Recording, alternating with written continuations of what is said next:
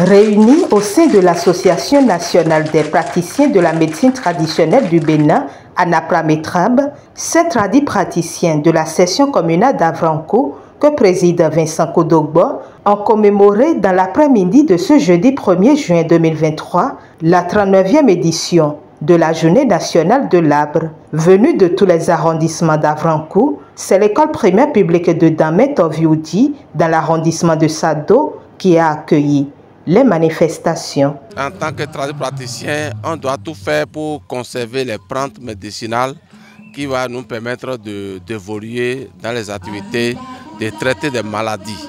Donc nous sommes en train d'évoluer dans tous les arrondissements de la commune d'Avrancourt.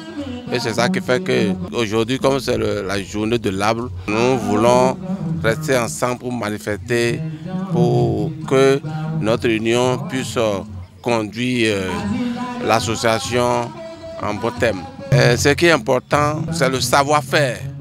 Savoir-faire pour qu'on puisse laisser des bonnes choses aux générations futures et accompagner le développement réel de la commune. Au cours de cette célébration, ces tradipraticiens ont été entretenus par le président de l'ONG Grab Bénin, Apollinaire Oussoulio, secondé par le biogéographe Julien Aroko, sur l'importance des plantes médicinales et l'action des tradipraticiens pour la pérennité des plantes utiles à la santé.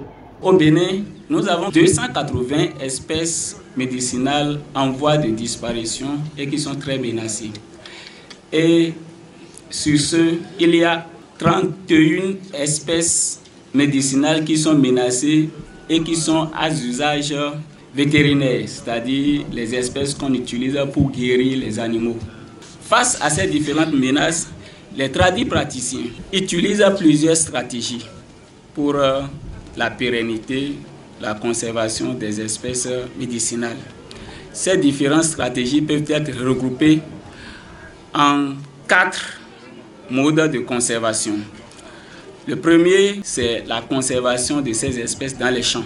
Parce qu'au cours des activités champêtres, il y a certaines personnes qui épargnent ces espèces, qui les isolent et qui ne les détruisent pas ou bien qui ne mettent pas le feu pour les détruire.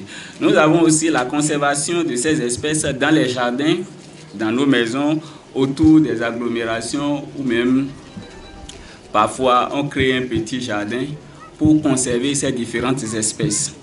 Et nous avons la conservation mixte, c'est-à-dire qu'il y a des personnes qui disent « Ah, je l'ai déjà sauvegardé dans mon champ, mais cela n'empêche que je sauvegarde aussi ces différentes espèces à la maison. » Et le dernier niveau, c'est la conservation de ces espèces dans les forêts sacrées.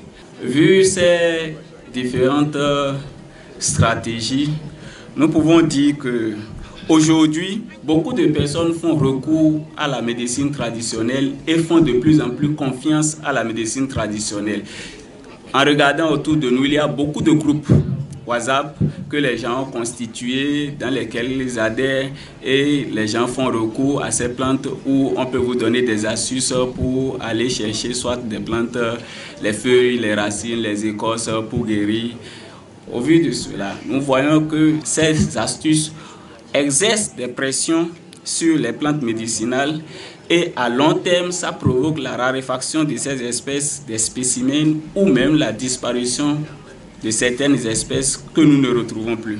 Au vu de tout ceci, il est nécessaire et indispensable que des actions collectives ou individuelles soient faites, surtout par les praticiens de la médecine traditionnelle. Nous devons savoir qu'au commencement, nos parents n'avaient pas droit à l'hôpital et aujourd'hui, plus de 70% aussi dans nos villages font recours à cette plante médicinale de proximité pour se soigner. D'où l'importance, et nous avons profité pour parler des menaces qui pèsent sur ces plantes.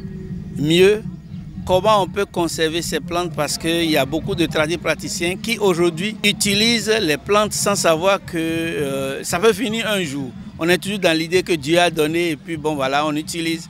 Donc voilà ce que nous sommes venus dire et l'important de ce que nous avons fait aussi c'est de voir nos parents, nos aînés qui ont pris l'engagement de pérenniser ces connaissances endogènes à travers la médecine traditionnelle et d'être encouragés de continuer parce que nous voulons la médecine moderne mais en même temps notre propre médecine pouvait nous aider encore mieux.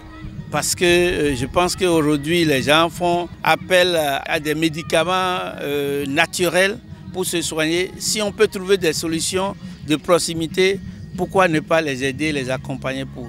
Ces différentes communications ont suscité des préoccupations dans le rang des participants qui, après avoir été éclairés sur les zones d'ombre, apprécient. Nous avons